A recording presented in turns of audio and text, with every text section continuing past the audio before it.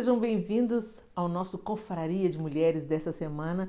Eu fico tão feliz, gente, quando eu sei que nós vamos nos encontrar aqui, ainda que nesse ambiente virtual, para aprendermos juntas com as mulheres da Bíblia. Quando eu falo aprender junto com as mulheres da Bíblia, eu não tô dizendo apenas dos bons exemplos, das mulheres virtuosas, das mulheres guerreiras, das mulheres valentes. Graças a Deus, nós temos aprendido com diversas mulheres que têm todas essas características. Mas nós também estamos aprendendo com os equívocos das mulheres que estão citadas aqui na Bíblia. Por quê? Porque nós somos mulheres. Nós temos muitas similaridades na nossa maneira de pensar, na nossa maneira de agir, e mesmo que a gente esteja separada aí por muitos anos de história e também de contextos culturais diversos, nós entendemos que as mulheres elas têm muitas coisas em comum, nas questões da personalidade, dos sonhos, dos anseios e dos fracassos. Então hoje nós vamos aprender com uma mulher que tomou uma decisão errada, mas eu tenho certeza que isso pode nos ajudar a sermos melhores esposas, melhores mães, melhores cidadãs, mulheres mais honestas. De quem que você está falando, Helena? Eu estou falando de Safira. Abra sua Bíblia comigo em Atos, capítulo 4. Atos 4, nós vamos ler alguns versículos do capítulo 4 e os primeiros versículos do capítulo 5, ok? Vamos lá. Atos 4, a partir do verso 32, descreve para a gente como vivia a igreja primitiva, onde estavam inseridos o casal Ananias e Safira. E nós estamos hoje falando e aprendendo com a Safira. Vamos lá.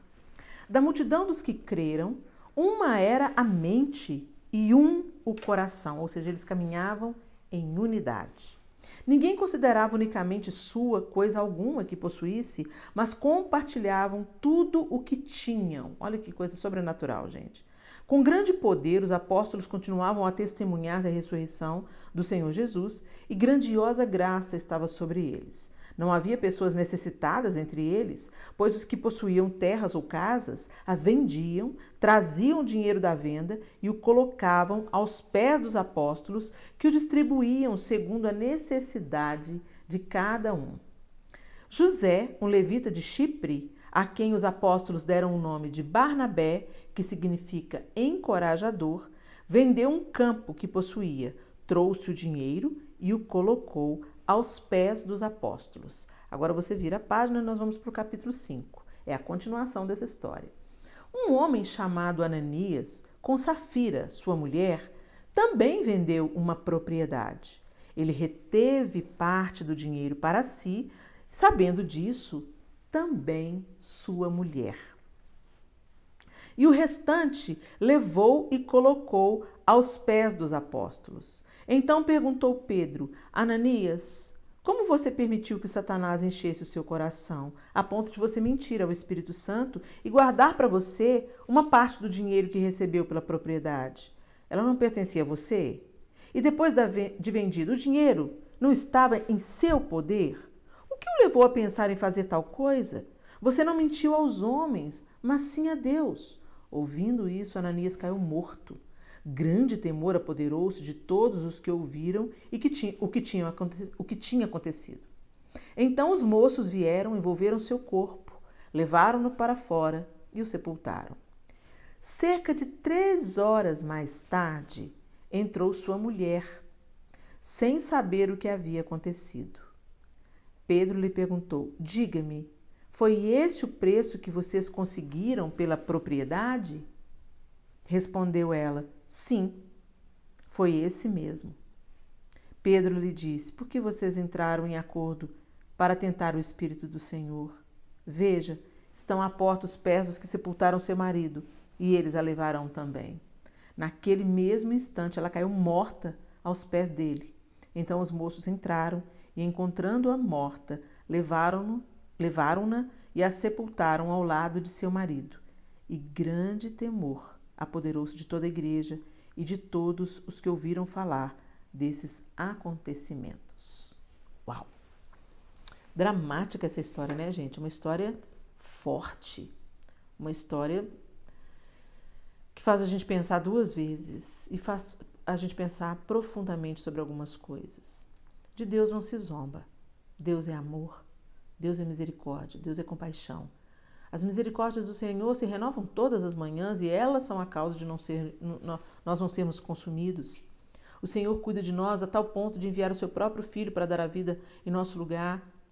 Mas de Deus não se zomba. Ele continua sendo Deus, soberano sobre todas as coisas, Senhor de tudo.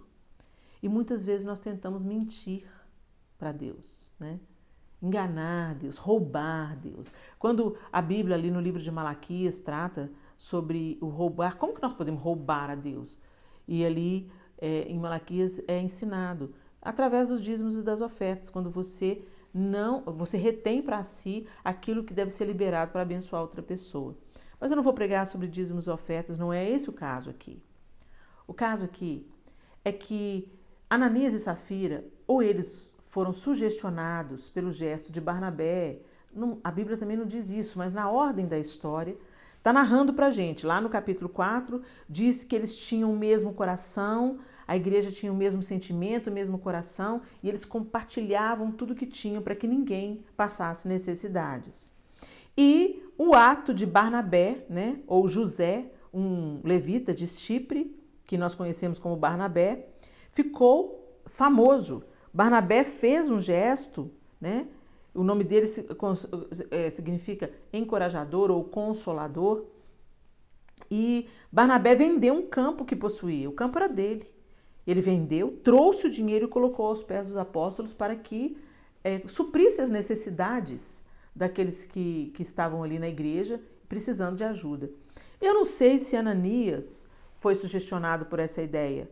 Eu não sei se ele quis seguir o exemplo, mas depois pensou, mas não pode, puxa, mas esse dinheiro é muito. Ou eu não sei se ele foi impulsionado pela sua vaidade, pensar, poxa, se Barnabé deu e todo mundo está falando bem de Barnabé, também quero dar para também todo mundo falar bem de mim. Eu não sei qual foi a motivação do coração de Ananias e Safira, sua esposa.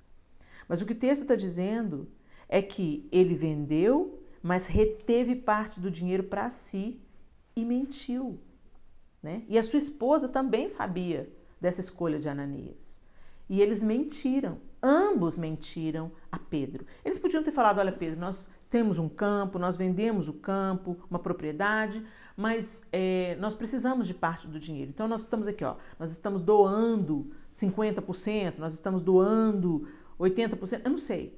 Nós estamos doando parte e outra parte nós vamos ficar conosco a fim de termos algumas... Certamente o apóstolo Pedro iria agradecer muitíssimo.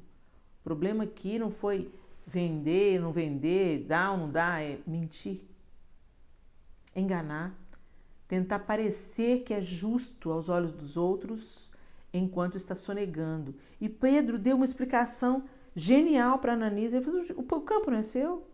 Você não vendeu pela quantia que você quis? O dinheiro não estava na sua mão. Por que você está tentando mentir para Deus? Ninguém está te obrigando a dar nada, não. Você deve ser movido pelo Espírito. Mas muitas vezes a gente tenta vender uma imagem de que somos corretos, ou somos íntegros, ou somos santos. Mas na verdade é tudo verniz. Porque em outras áreas da nossa vida nós estamos sonegando o que deveríamos estar entregando. Mas eu quero chamar a atenção para Safira. Gente, lá em Provérbios diz assim, quem encontra uma esposa, encontra a benevolência do Senhor. Lá também em Provérbios diz assim, a mulher sábia edifica a sua casa, mas a tola com as próprias mãos a derruba. A palavra de Deus diz, o próprio Deus diz, não é bom que o homem esteja só, far-lhe-ei uma auxiliadora que lhe seja idônea. Ou seja, eu vou fazer uma pessoa, um ser que vai apresentar soluções. Ela vai trazer respostas, ela vai trazer consolo, ela vai trazer encorajamento. Ela vai ser solução de problemas e não causadora de problemas ou apoiadora de problemas. O plano de Deus para a mulher foi que ela se tornasse uma com o homem e ajudá-lo a solucionar problemas e não apoiá-lo nas suas fraquezas. É tão interessante que Safira sabia, o texto logo diz de início que ela sabia de tudo. Ela podia ter evitado a própria morte do marido, se ela tivesse sido sábia e dito ao seu marido, Ananias, nós vendemos o campo por tal valor. Se você acha que não é para dar tudo, Comunica com Pedro, fala com ele, olha, nós vamos dar só uma parte, porque nós temos outras necessidades ou planos, enfim. Não, mas o que eles vão pensar? O Barnabé deu lá tudo que ele tinha, não, também quero dar tudo, ou parecer que dei tudo. Enfim, ela tinha o poder de tentar solucionar o problema. E quando chegou o seu próprio momento de encarar Pedro, ela veio ali e Pedro faz uma pergunta para ela. Escuta, esse dinheiro, Pedro já foi direto na questão. Esse dinheiro aqui é o valor total de que vocês venderam? Ela podia ter mudado a própria história. Ela não podia mais mudar a história do marido. Ela já ia ter que sofrer a perda, o luto, a viuvez. Mas ela poderia ter permanecido viva se ela falasse assim, olha, na verdade, Pedro, não. Nós vendemos o campo por tanto. Parte do valor está comigo, com meu marido, e outra parte foi essa que nós trouxemos. Mas não foi isso, ela confirmou a mentira. Ou seja, ela não apenas auxiliou o seu marido para que ele não entrasse pelo caminho do engano, mas ela também se juntou a ele no caminho do engano.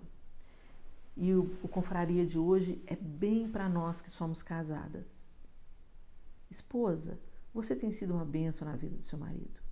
Você tem sido para ele uma inspiração de honestidade, de honradez, de verdade, de integridade. Ou será que nossos cônjuges nos conhecem de verdade enquanto veem também a nossa máscara sendo exibida para as pessoas que não vivem na mesma casa que a gente? Às vezes você é uma ótima esposa aos olhos das pessoas, mas dentro de casa, não. Às vezes você é uma ótima e zelosa mãe aos olhos das pessoas de fora, mas dentro de casa você abusa verbalmente e até fisicamente dos seus filhos. Gente, é muito sério esse tempo que a gente vive, porque esse tempo que a gente vive, ele é uma tentação a gente viver a vida que os outros querem que a gente viva. Ou seja, parecer que a gente tem sucesso, parecer que a gente tem dinheiro, parecer que nós somos cristãs fiéis, parecer que nós temos um casamento maravilhoso, parecer que nós somos mães sem problema. Ou seja, essas pessoas não existem, gente. Casamentos enfrentam dificuldades, relacionamento com filhos são desafiadores, mas quando se há integridade, quando se há retidão, quando se há honestidade, as pessoas olham para a gente e veem que nós somos pessoas imperfeitas, mas que somos verdadeiras, somos autênticas, não usamos máscaras ou estamos procurando dia após dia arrancar. Porque tem também, gente, aquelas máscaras sociais, né, que a gente já está tão acostumado a usar que a gente nem percebe que é uma máscara. Por exemplo, você está péssima, você está num dia horrível e uma pessoa fala, tudo bem? Você fala, tudo bem. Eu não estou dizendo que você tem, mais uma vez eu volto a dizer, não estou dizendo que você tem que derramar todas as suas dores à primeira pessoa que te fala, que te pergunta se está tudo bem.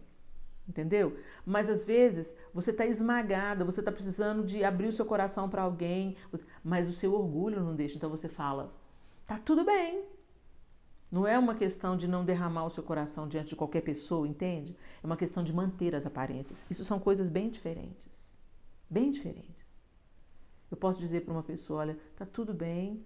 Eu tenho uma amiga minha que eu gosto muito das respostas que ela dá. Uma vez eu perguntei para ela, fulana, tá tudo bem? Ela falou assim, cabe bastante melhora, mas tá tudo bem. Deixou claro. Não tá tão fácil, mas eu estou dando graças pelo dia de hoje. E ela não entrou mais em detalhes. Talvez se ela sentisse liberdade comigo, ela ia abrir o coração, ela falou, olha comigo aqui, Helena, eu estou atravessando um problema, né? Enfim. Eu não estou dizendo aqui da gente sair contando os nossos problemas para todo mundo, ou reclamando de tudo, não. Eu estou dizendo de autenticidade, de nós sermos mais autênticos, de nós tentarmos menos parecer e mais ser. Ananias e Safira queriam parecer justos, parecer generosos, parecer misericordiosos, mas eles trouxeram para si a morte, porque eles pareciam, mas não eram. Safira tinha o poder de interromper isso. Mulheres, às vezes, são mais corajosas para assumir algumas posições. Homens às vezes são mais retraídos e até mais orgulhosos. Mas as mulheres, quando a gente vê na própria Bíblia, quando uma mulher se entrega, ela se entrega, quando ela se rende, quando ela é apaixonada, nós somos muito intensas em tudo que vivemos. Que sejamos intensas na honestidade, que sejamos intensas na verdade, mesmo quando isso deixar a gente constrangido. E o meu pastor costuma dizer, né? Melhor ficar vermelho por um minuto do que amarelo para o resto da vida. Então que Safira nos ensine o que não fazer, não minta. Não tente parecer ser quem você não é. Não tente parecer o que você ainda está no caminho da conquista. Somos todos humanos, somos todos iguais. E eu acho que a honestidade é um bom começo para a gente percorrer a nossa jornada lidando com os nossos erros reincidentes, lidando até com pecados que nos afligem, ou problemas de personalidade e até problemas de caráter. Mas quando nós começamos a cultivar qualidades do caráter, como a verdade, a honestidade, a integridade, é um bom começo. Que a gente aprenda com a Safira a não sustentar mentiras, mas ousadamente dizer a verdade e sermos nós mesmos. Amém? Sermos nós mesmas. Deus abençoe você. Agora eu quero chamar para essa conversa o profissional. Gente, a gente tem toda a confraria, a gente tem um profissional aqui para nos ajudar. E o profissional de hoje é o Diogo Gonçalves. E o Diogo vai responder para a gente uma pergunta que eu gostei muito. Diogo, meu querido consultor financeiro. Olha que chique, gente. Nosso consultor financeiro, né, mulheres? Diogo, conta pra gente. A pergunta é: como quitar dívidas ganhando pouco? E aí, Diogo, o que a gente faz? Oi, Helena, que prazer fazer parte aqui da confraria. A pergunta de agora é como quitar dívidas ganhando pouco. Não interessa o quanto você ganha, interessa o quanto você gasta e para onde está indo o seu dinheiro. O primeiro passo para você quitar dívidas é descobrir o quanto que você ganha e o quanto você gasta. Sim, quantitativo mesmo. Se você ganha 1.000, você não pode gastar mais do que 1.000, você precisa gastar menos. Suponhamos que você gaste 900. É importante você saber para onde está indo esses R$ 900. Qualitativamente, o que você pode abrir mão, não interessa o quanto você ganha, interessa a sua decisão de não ser mais uma devedora. Interessa a sua decisão de começar a pagar a sua dívida. Se reconhecer como devedor é algo muito importante e o próximo passo é se organizar financeiramente para pagar aquelas dívidas. Então, saber se você tem uma dívida cara, com juros altos, se você pode reduzir, trocar sua dívida por juros mais baratos. Esse é um passo também muito importante. O primeiro é a organização. É entender para onde está indo o seu dinheiro, quanto que você ganha. Separar uma quantidade do mês para pagar aquela dívida. Assumir a despesa da dívida como uma despesa de condomínio, de aluguel, de supermercado. O segundo passo é identificar essa dívida minha. Qual que é os juros que estão por detrás dessas dívidas? Por exemplo, juros impagáveis, como juros do cartão de crédito ou juros do cheque especial, não tem como pagar. Qual o caminho para você? Contrair uma outra dívida com juros mais baixos, por exemplo, dívida com crédito pessoal, ou dívida do empréstimo garantidor, quando você coloca um bem alienado para você conseguir uma dívida mais barata, ou empréstimo consignado. Existem várias formas de dívida, que são todas elas ruins, ninguém quer ter dívida, mas são mais baratas do que outras dívidas. Então, quando a gente tem uma dívida de cartão de crédito nos cobrando 15% ao mês, é impagável. O que você precisa fazer? Contrair uma outra dívida com juros mais baixos e aí sim se organizar para pagar essa aqui. À medida que você se comprometer a pagar essa dívida, você precisa pagar, você precisa honrar, e para isso você precisa do primeiro passo. Conhecer a sua grana, as suas finanças. Entender bem para onde está indo o seu dinheiro. É isso. Muito obrigada pela sua resposta, Diogo. Você arrasa, sou sua fã. Obrigada mesmo, e eu espero aí que a gente trilhe o caminho de sair das dívidas. Parece difícil, mas a gente chega lá, se Deus quiser. Abração para você, meu querido. E agora nós vamos para aquele nosso momento de dicas, onde a gente troca figurinhas sobre de tudo um pouco. Vamos ver as dicas que tem para hoje? E aí, meninas maravilhosas, sejam bem-vindos a esse espaço todo nosso, para a gente trocar figurinha, aqui de uma maneira muito leve. Eu contar para vocês o que eu estou fazendo, estou testando, estou colocando em prática no meu dia a dia, que é bom para mim e eu quero compartilhar com vocês, é claro. E a gente sempre começa com o quê? Isso mesmo, menina, dica de livro. E hoje tem um livro especial para solteiras. Aleluia! Helena olhou para nós, mulheres solteiras. Ou então, você que é mãe, você que é tia, você que é avó, você que é amiga de uma mulher solteira, tá aí a dica de presente para sua amiga solteira, ok? E o livro é Um Espaço Chamado Castidade. Uau! Um Espaço Chamado Castidade é da Eve Julice Newman. Eu não sei se é assim que pronuncia, né, gente? Eve Julice Newman. É uma escritora e esse livro, vamos ler, acaba que você vai entender tudinho. Seus relacionamentos românticos estão alinhados com seu propósito? Este livro revolucionário a levará a uma jornada para longe da mídia altamente sexualizada e do conselho dos experts, desafiando-a a uma introspecção para descobrir as respostas de Deus para as questões mais essenciais sobre sexo e namoro.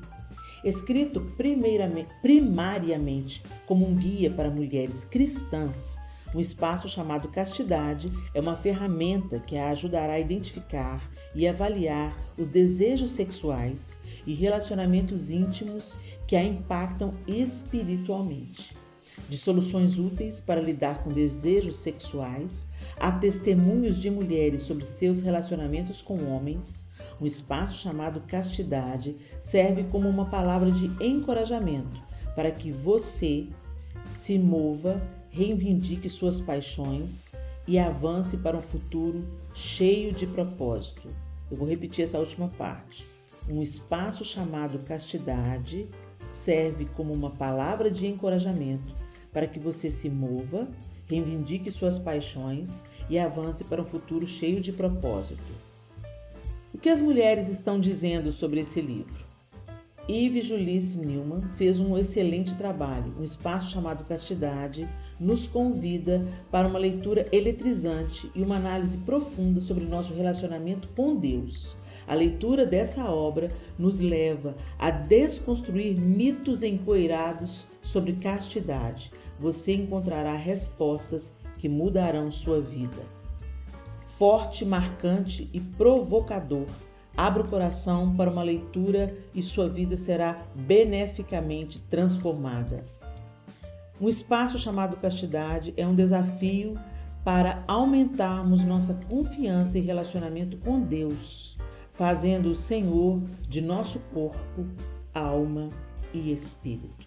Então, gente, a autora aborda questões que nem sempre são abordadas no nosso púlpito, né? Nos nossos púlpitos, nas nossas igrejas, e que a gente precisa de falar e instruir as jovens. Muitas vezes a castidade é vista como algo fora de moda, né? Então, nesse espaço é tão interessante, eu achei muito bacana que a capa é um leito branquinho, tá vendo? É uma cama de casal purinha, branquinha, né? Então a gente é uma oportunidade das moças solteiras terem acesso a um excelente material.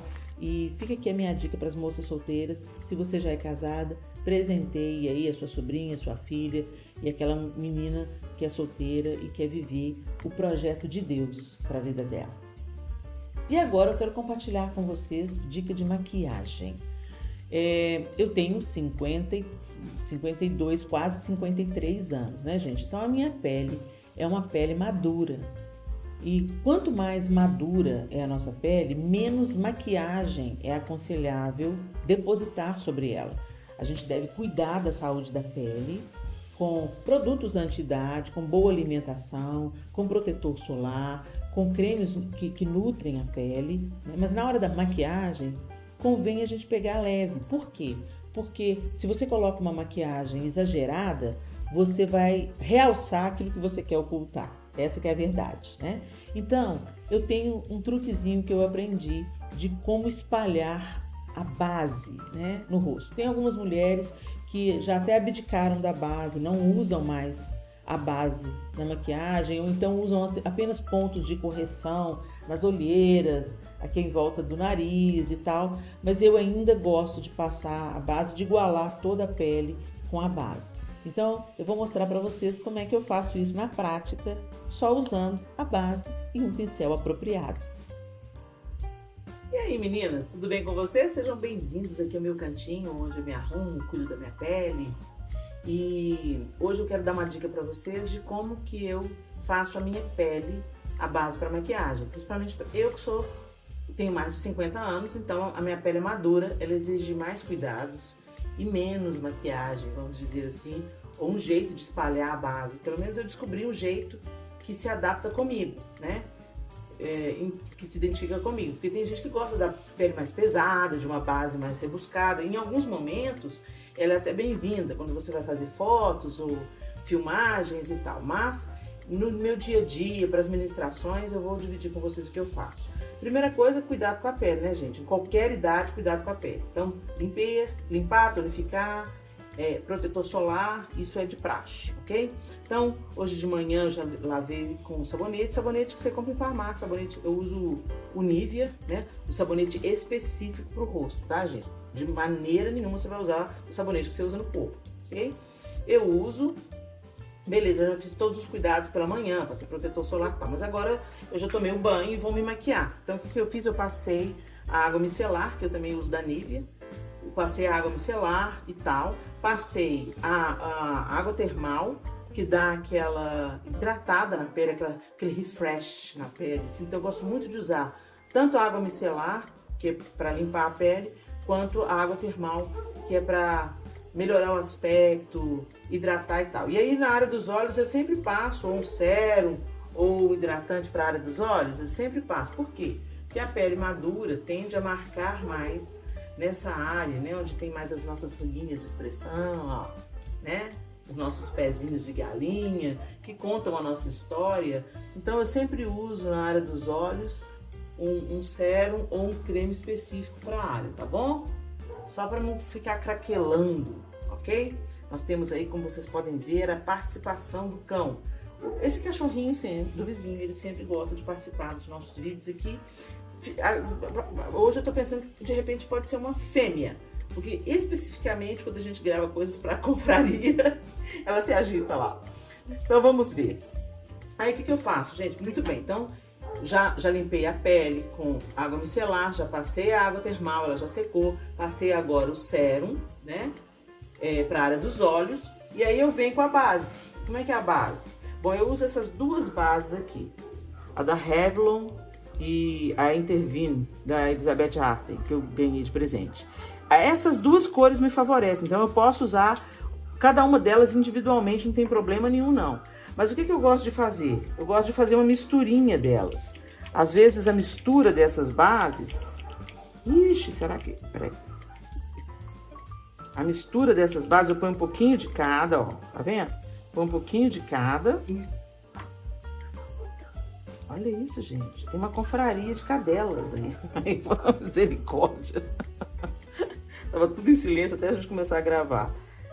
E aí com um cabinho de algum pincel eu misturo bem e transformo essa base numa mistura homogênea, tá? Eu poderia usar uma das duas individualmente? Sim, se eu tivesse com um pouco mais de pressa eu poderia fazer. Mas eu sempre gosto do resultado que que a mistura faz. Aí o que eu faço? Eu vou usar esse pincel. Esse pincel aqui, ó, tá vendo as cerdas dele? Ele não é compacto como muitos pincéis para passar a base são. Eu gosto de usar esse. Parece um pincel de blush, mas é um pincel para base. Bom, pelo menos me foi vendido como um pincel para base. E quando eu usei dessa nova forma que eu tô usando agora, eu senti que a pele, que ele esfumou muito mais a base de uma maneira melhor. Aí o que eu faço? Acompanha aqui comigo. Eu molho aqui o pincel na base, né?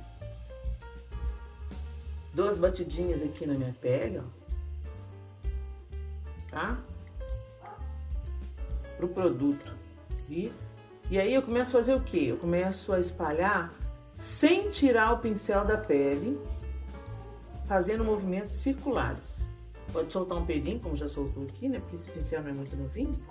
Então, quando ele vai ficando mais na hora de substituir, ele vai soltando os pelinhos. Até pincéis novos mesmo pode soltar.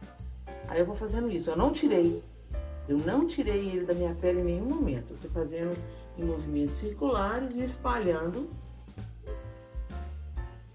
Olha, toda a base foi espalhada sem eu retirar do rosto o pincel. Ele deu um efeito esfumado e ao mesmo tempo cobriu o que precisa cobrir. Ela ficou muito suave, ela não ficou aquela pele pesada, né? Ela não ficou aquela pele pesada, mas cobriu. Aí então eu venho com corretivo para os olhos. Ok, vou fazer de um lado aqui. Pronto, acabei de bater aqui também. Ó, fazer dos dois lados. No mesmo movimento também. Em movimentos circulares.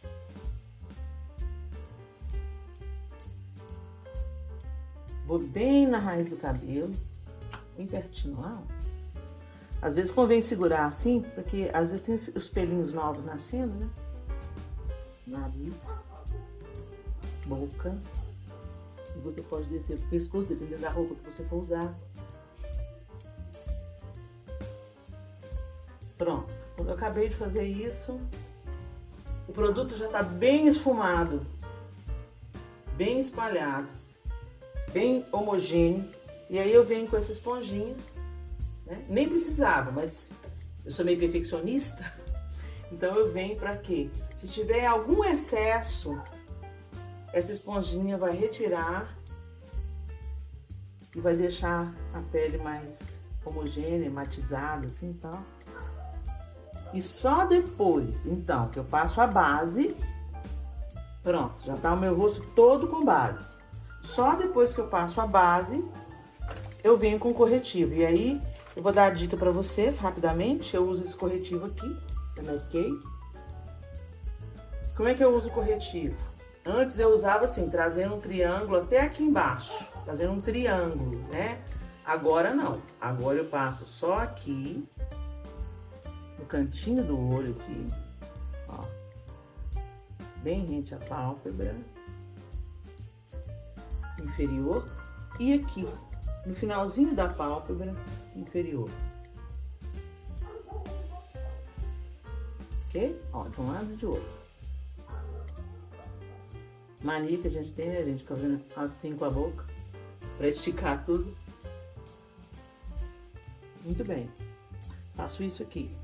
Aproveito e faço assim. Eu vou afinar um pouquinho o nariz. Aí, ó, eu, com a outra pontinha da gota de esponja, eu vou espalhando o corretivo na olheira.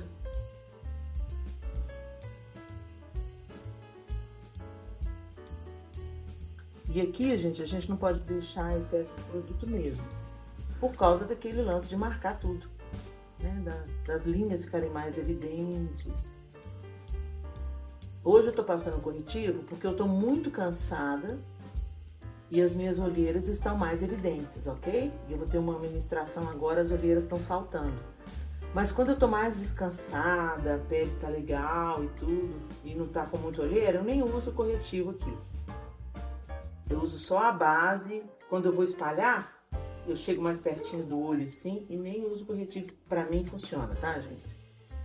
Aí ele fica bem suave.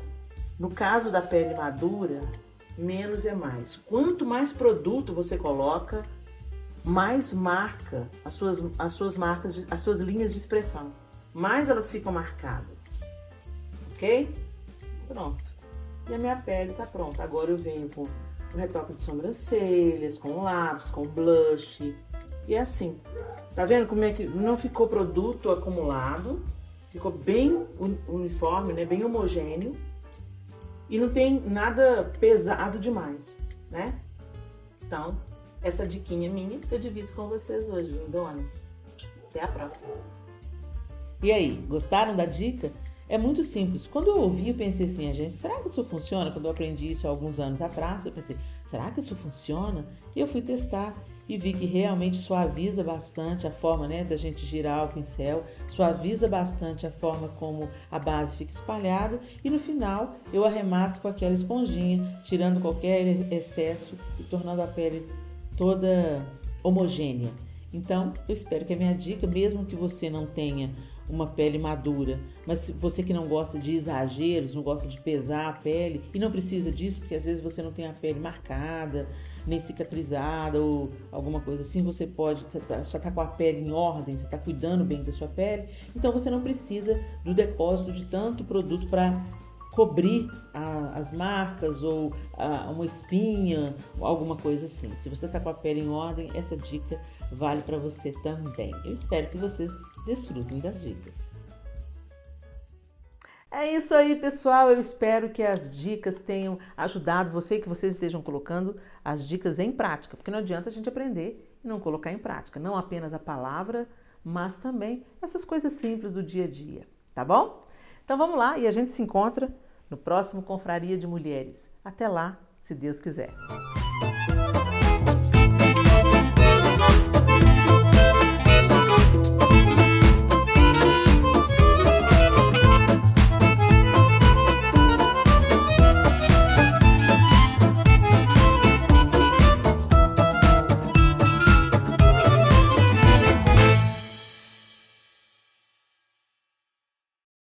Agora a última dica é o quê?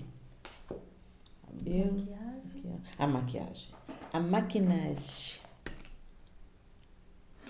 A maquinagem.